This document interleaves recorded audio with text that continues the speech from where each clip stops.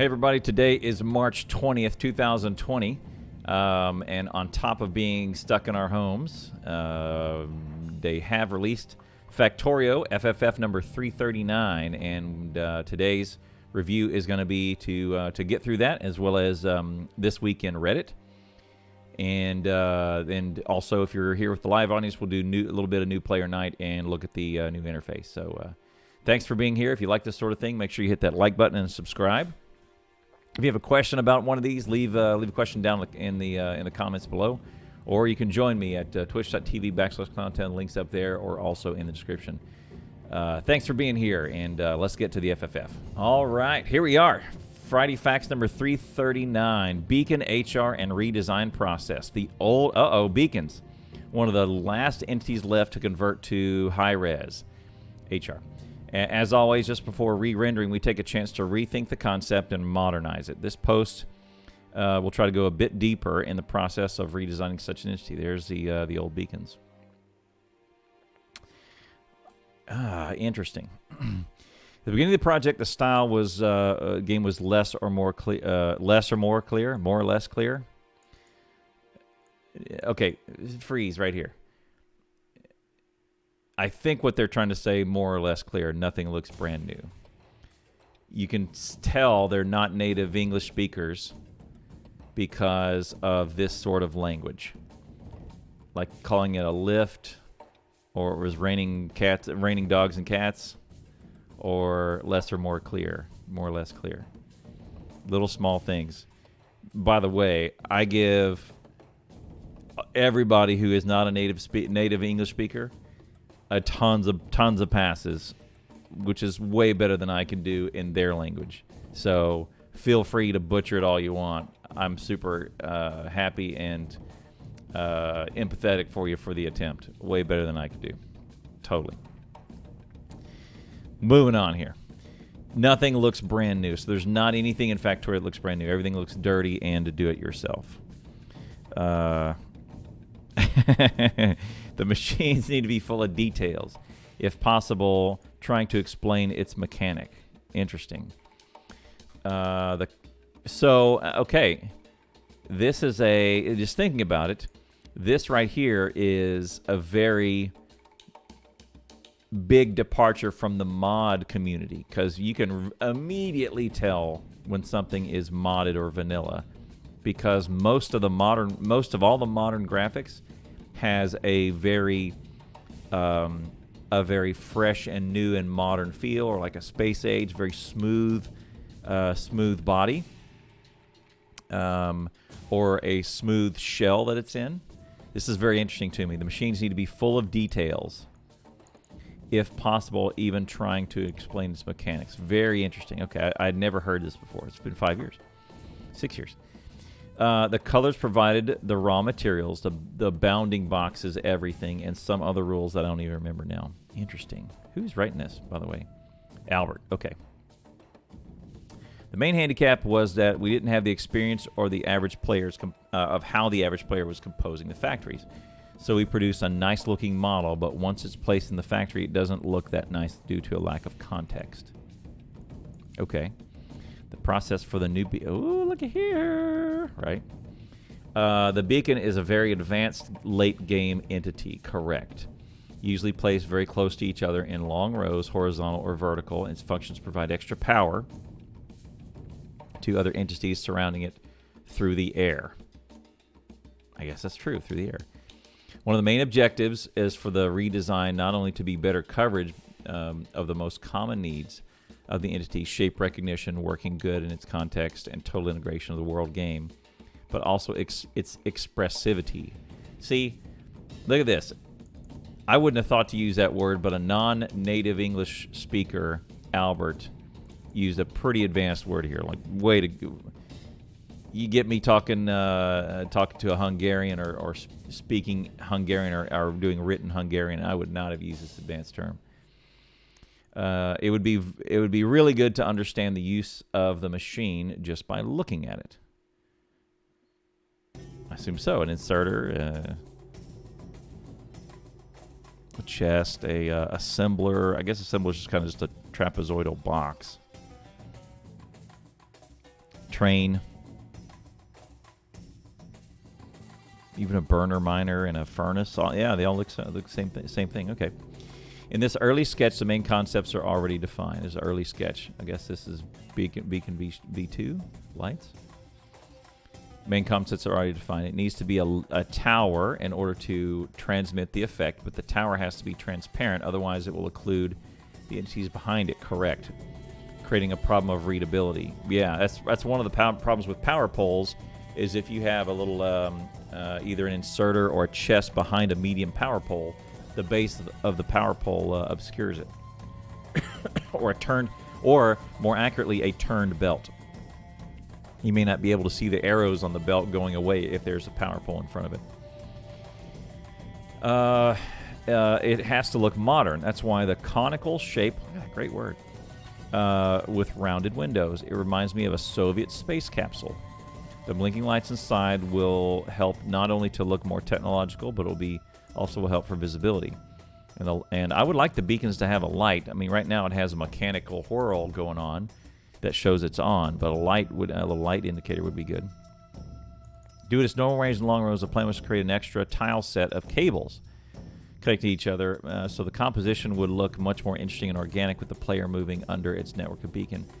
It works cool on paper, but you realize to fill a square of 3x3 tiles, once it's 3D viewport, this concept changes too much to not think of different solutions. I agree. Wires are wires. If you put the wires together, there's already a context of wires in the game.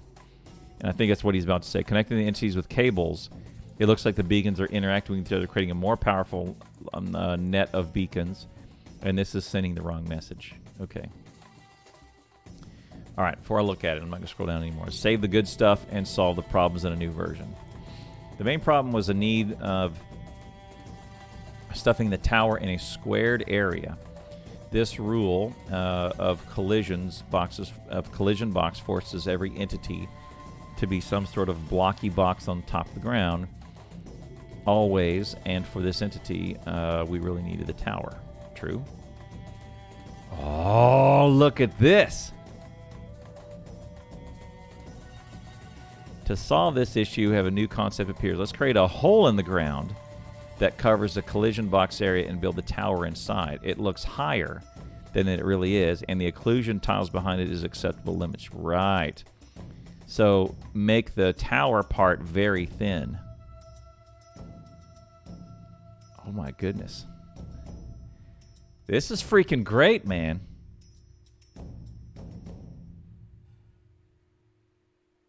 This is great.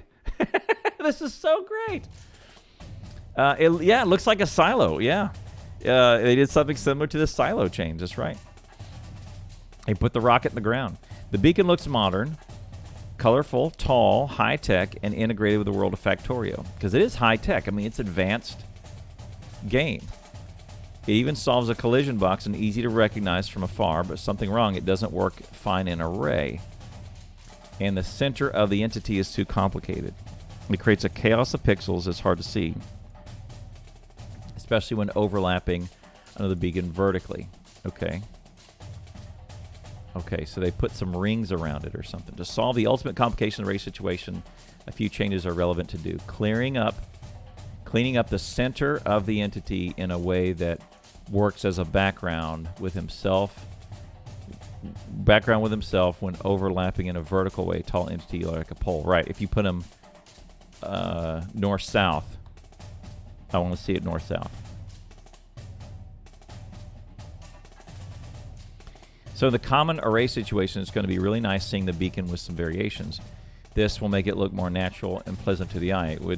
We would like to use this sort of variation for every entity, but the amount of work VRAM needed would be just insane. My thought is, does it have to be red? That might, because biters are brown and purple and bleed goo and green, right? It'd be hard to see biters in the middle of this.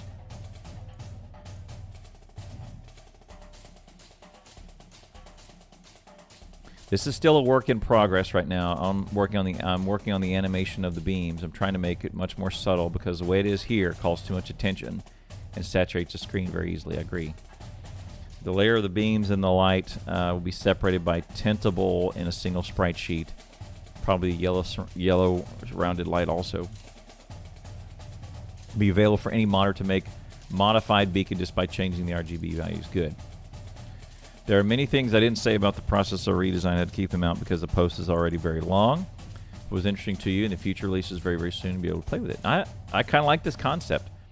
I think it's a little too red. I'm kind of used to a brown beacon. See, I'm not mad at this at all. Maybe it should be waves instead of electrical arcs.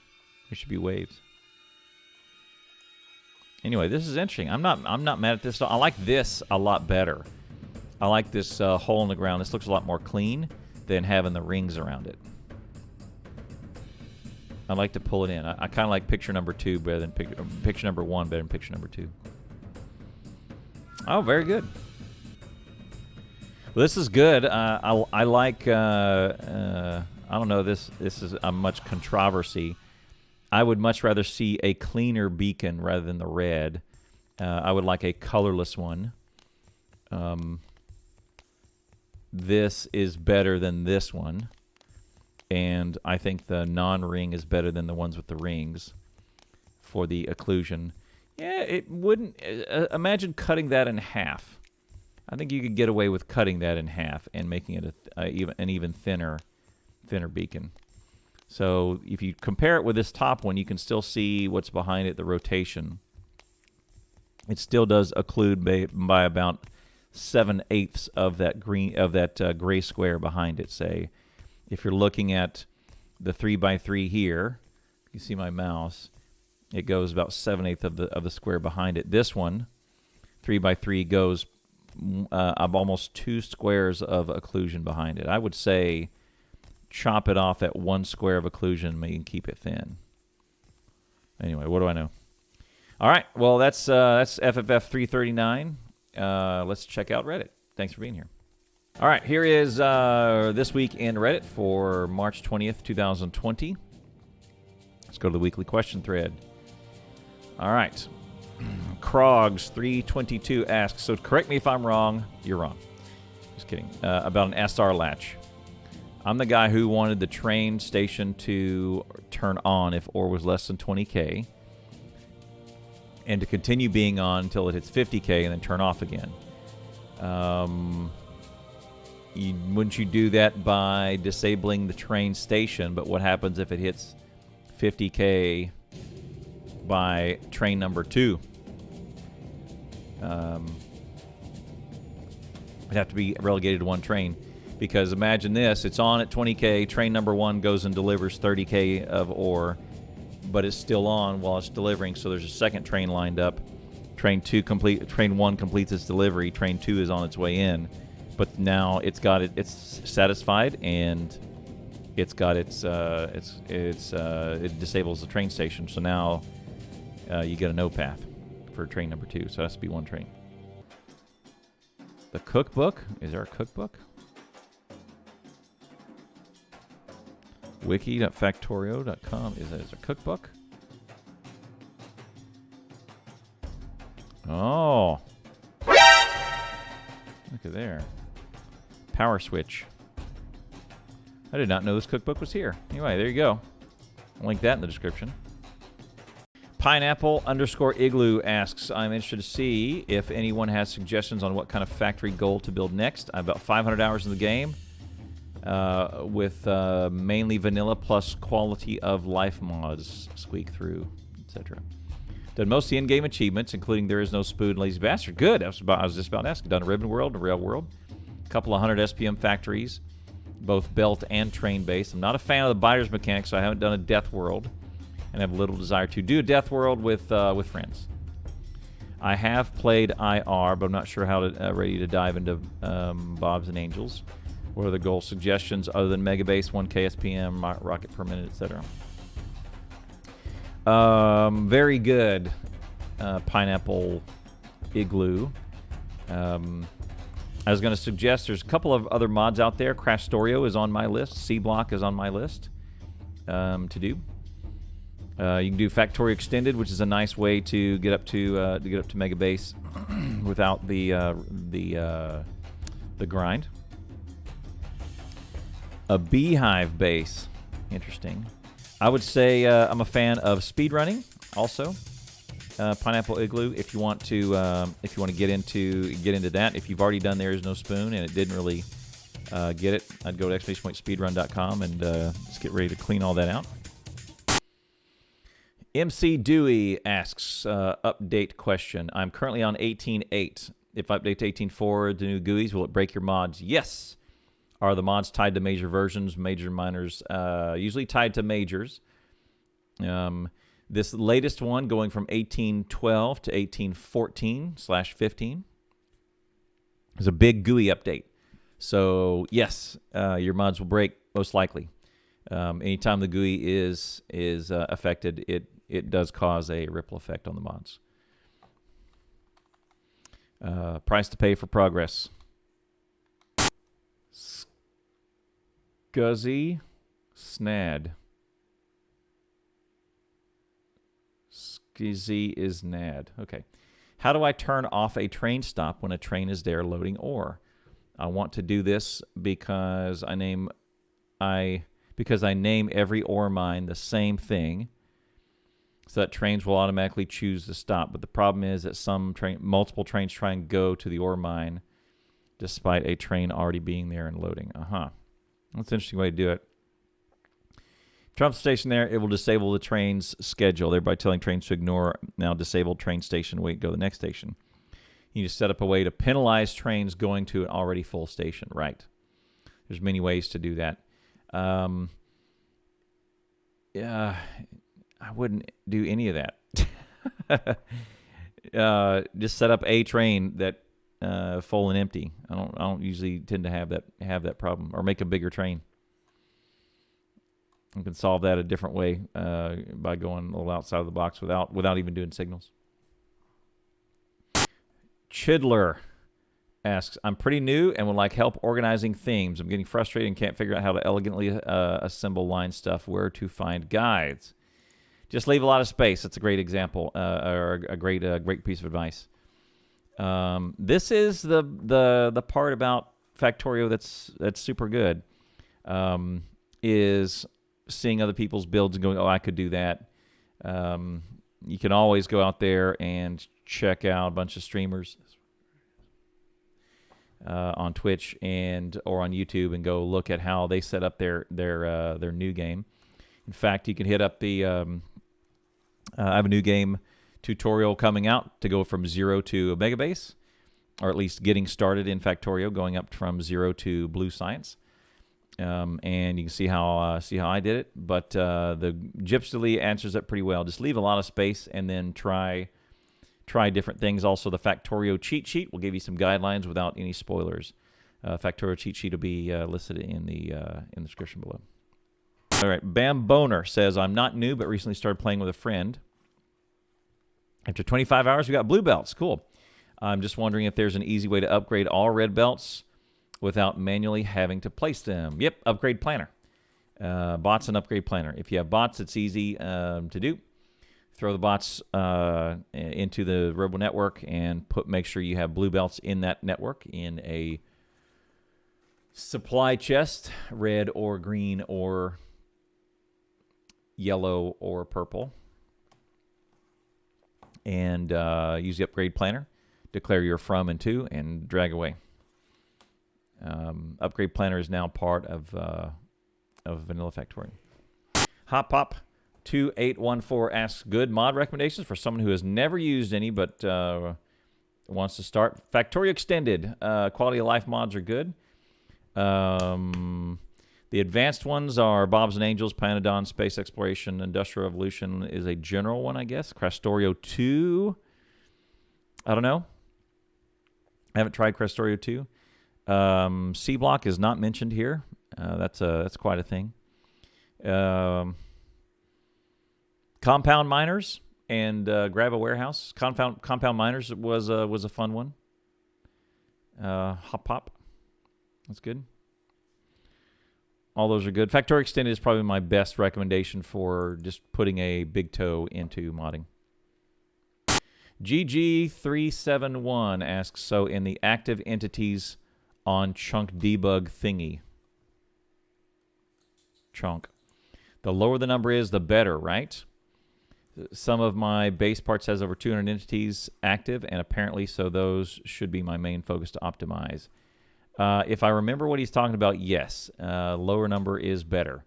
Active entities is a thing that you can use to help measure where you have UPS and FPS problems.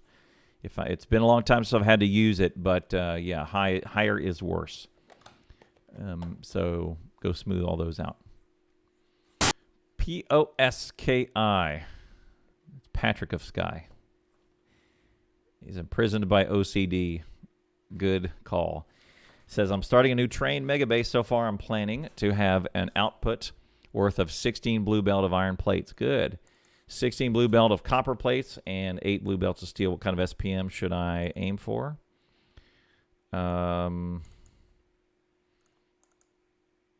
One full blue belt of each science, 2,700. You'll need 9. That's not a bad one.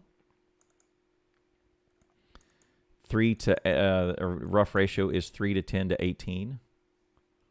Okay, that's good to know. I didn't know about that ratio. About using more copper in your science than iron. How about that? I guess that's true with all the boards now. Someone just leaked their Kirk McDonald. Fire Gardener asks, is it worth to upgrading to a .18 version? I'm using the latest stable, only 120 hours, and haven't delved into the megabase or circuits yet. Yes, it is. It is almost always worth it to jump into 18, into the next one. It's a very stable game, and very, very few crashes. Most of the time, most of the jumps you can, if they didn't mess with science too bad, you can just flip over. If you're not using any mods, go for it. Mods are usually the one thing that breaks the most. Birdie Flash asks, are artillery range upgrades calculated by radius or area? That is a good question. Also, they affect train-mounted artillery. Yes. They're calculated on the range, so I guess it's radius. I would say radius. It's up to the individual. Yes, they are also affected by artillery wagons. Yeah, they are. I should specify artillery mods that intend to use vanilla and increase range of research. I think it's radius, yeah. I guess area squared, right? Pi r squared? Pi r round. Pi r squared. Asks, if over 50% of my miners aren't doing anything because my mining productivity is so high, do they really affect my UPS? Not much. I'm thinking of removing them. If I recall correctly, they're sleeping and don't use any power UPS. Correct. They will use up FPS as you drive by them, but they shouldn't use any UPS, and they shouldn't use any power. Correct. They're one of the few entities that have no drain. However, if they keep waking up, shutting down and waking up, shutting down and waking up, shutting down, that probably blinks out UPS a little bit. But miners are definitely one of the few entities that do not have a drain on them. So if you hover over the entity and your tooltip, it'll appear on the right side, and it will it'll show you those. And most everything has a drain except for miners. So my big thing with miners it kills me when I see players that will go throw a bunch of miners onto an ore patch and leave some of the ore patch unmined. And miners are one of the, I mean, they're iron expensive, so I get it if you're resource starved. But miners, there's absolutely no reason, if you have the miners on you, there's absolutely no reason to leave any bit of the ore untouched, because it does not use power by placing them there. You may as well throw it on them. Miners are a very unique entity in that regard. Especially if you're doing a bot mining where you have miners going into a chest and then bots pulling out of a chest. Fill them up. Fill her up and leave them there. So in answer to GG371's question, I would say they use FPS more than UPS because of this entity. Brett Hill, the spaghetti chef, asks, is it possible to change map generator settings after starting the run? I want to turn down resources and up the biter expansion. Nope. Other than going into editor mode or something like that, but you have to use a mod to do it. Nothing native.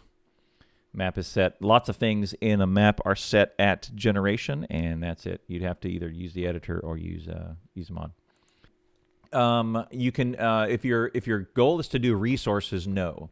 If your goal is to affect biters, yes.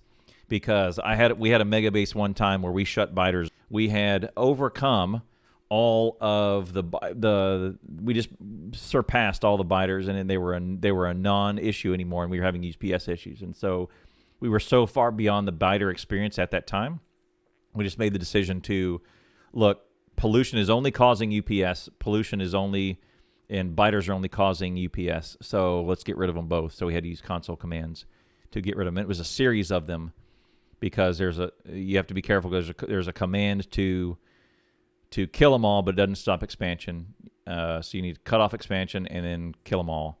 And then you have to disable pollution and then kill all pollution. Kind of in that order. So there you go. GG371 asks, my 1,000 SPM base is completely fueled by steel furnaces, Mr. Polluter, which smelt everything. Now I'm looking for ways to improve my 35 UPS. Well, there you go. And the steel furnaces might be the wrong choice. Electric furnaces better. Yes. Perhaps I have just way too many entities and could reduce the number by replacing steel furnaces with electric furnaces. Yes. Coal, you're doing 2 entities. You're handling 2 elements to go in. Handling an element causes UPS. Probably the harvesting of all of that coal and movement of all that coal and trains and all that good stuff. You'll cut one element out of all of those.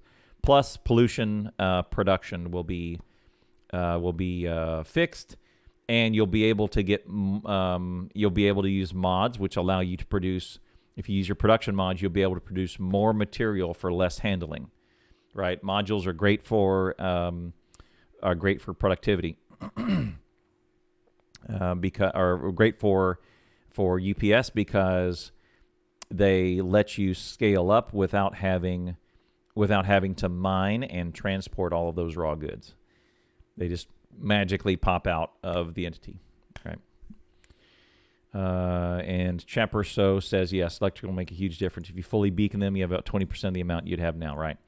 Practically like a fuel being fed, you'll much better UPS-wise, right? Correct. GG371's again. Are nuclear plants still more UPS intense than solar panels? Yes. They will always be best because solar panels account for one entity and nuclear accounts for all of the entities plus fluids plus pumps and all of that business.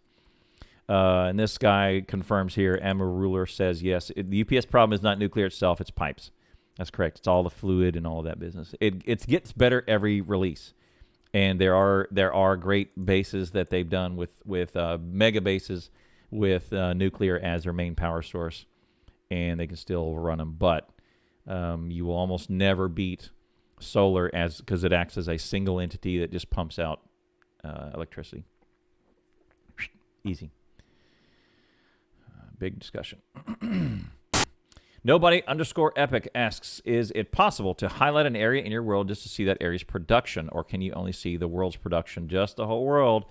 However, in 1813, it is now better with that search bar where you can at least search down and filter out a little bit easier. But no, that would be the dream, right, is to be able to say, here's my global.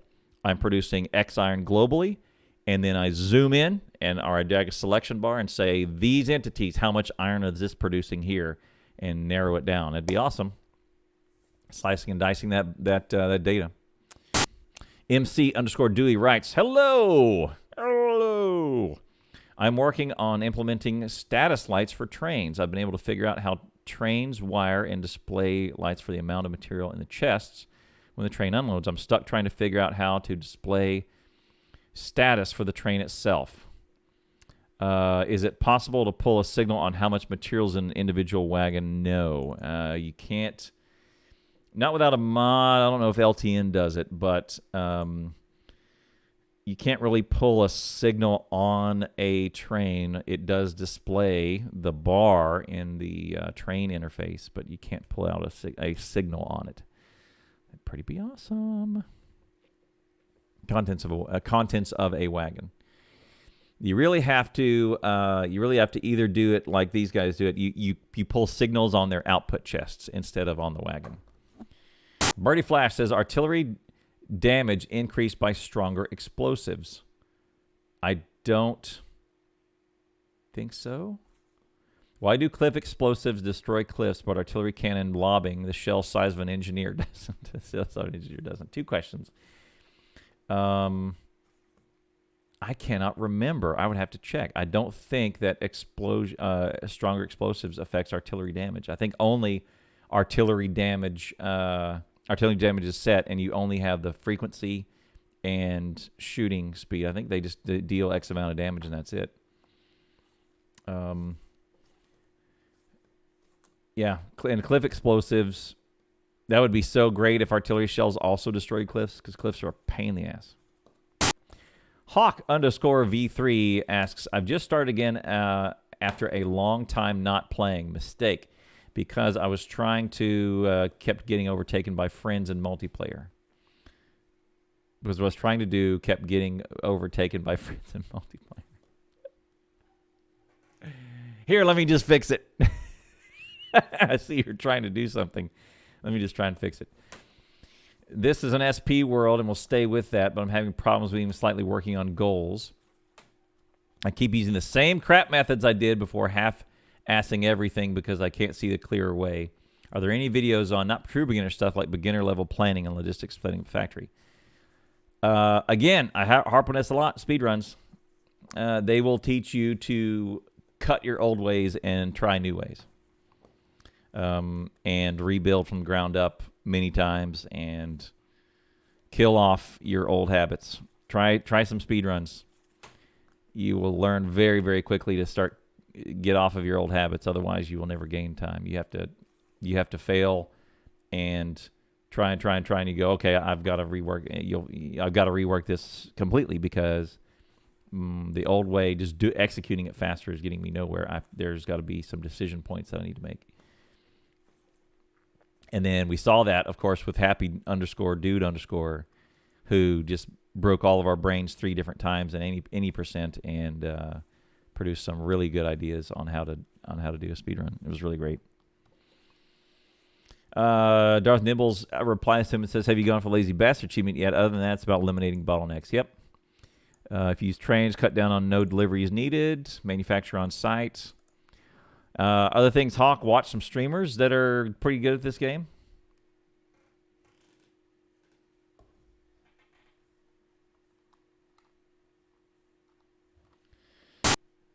WebWeasel_Pryam. Are they blue or purple circuits? I see purple. This is a hard-hitting questions I ask. This is a hard-hitting questions. This is the questions that need to be asked right here.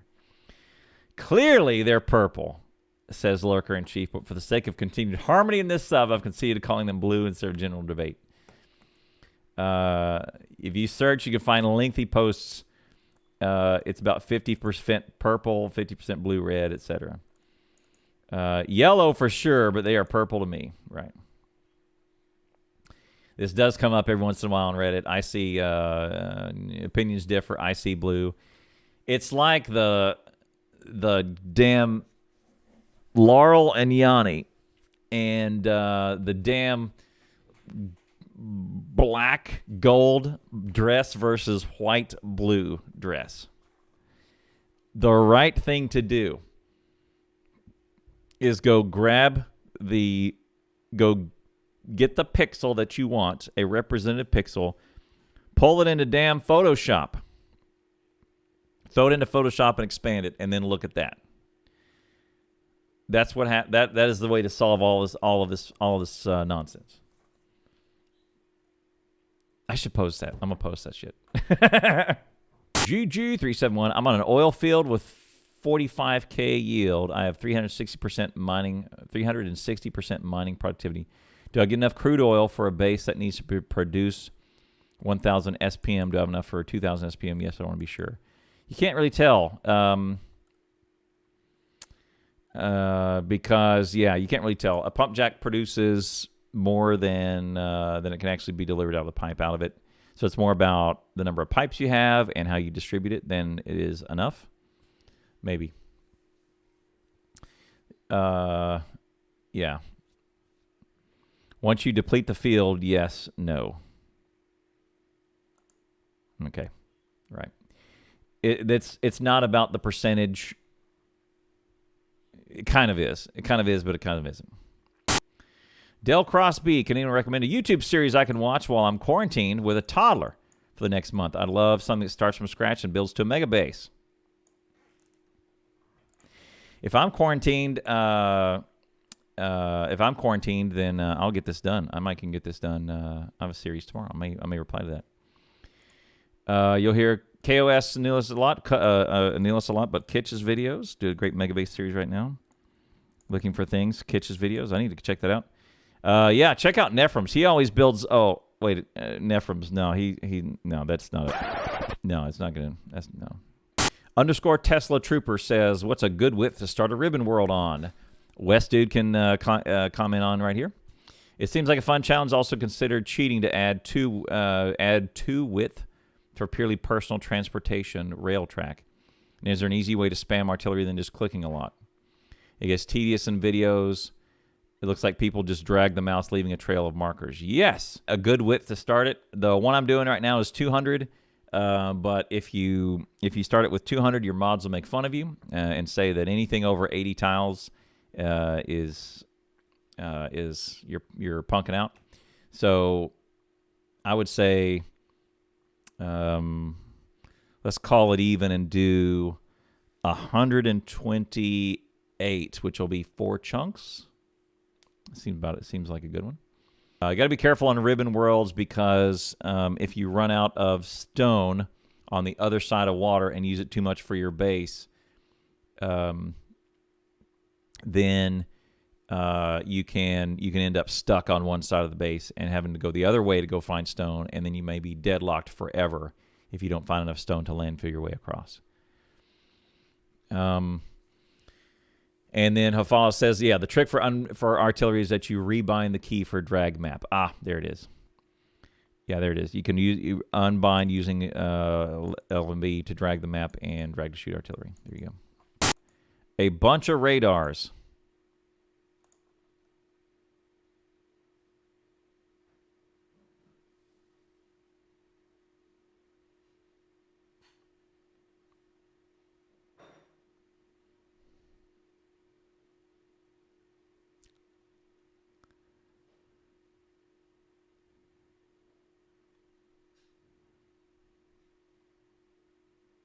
I ain't even mad.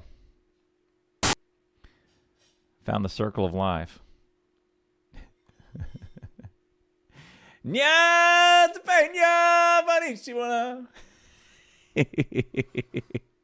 for the FFF and This Week in Reddit for March 20th, 2020, the special quarantine version. Thank you very much for being here. Hit that like and subscribe button. Ring that bell so you can get a note whenever I post a new video. If you have a question, ask it down in the comments below. My link will be up in the comments below. It's right up there. Twitch.tv/Clowntown. You can come catch me live. Catch me 5 days a week there. And come by and say hi. Thank you for being here, and we'll see you next time.